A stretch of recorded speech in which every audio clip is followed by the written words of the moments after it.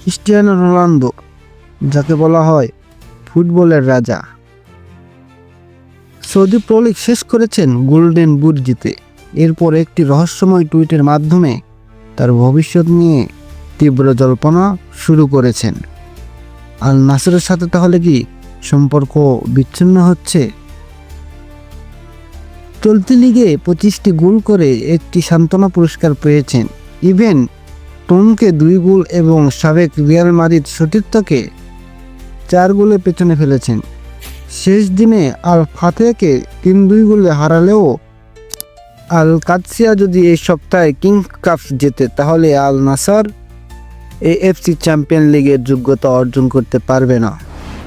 সৌদিতে আসার পর থেকে একটি বড় ট্রফি জিততে না পারায় রোনালদো অসন্তোষ গোপন নয়। তিনি তার ভবিষ্যৎ নিয়ে একটি ইঙ্গিত দিয়েছেন। এক্স-এ পোস্ট করে লিখেছেন, এই অধ্যায় শেষ, গল্প এখনও লেখা হচ্ছে, সবার প্রতি কৃতজ্ঞতা। রোনালদো এখনও আল নাসরের সাথে চুক্তি বাড়ানোর বিষয়ে সম্মতি হননি। তার চুক্তি এই গ্রীষ্মের শেষ হচ্ছে এবং অনেকেই তার সোশ্যাল মিডিয়া পোস্টকে একটি নতুন চ্যালেঞ্জ খোঁজার ইঙ্গিত হিসাবে ব্যাখ্যা করছেন।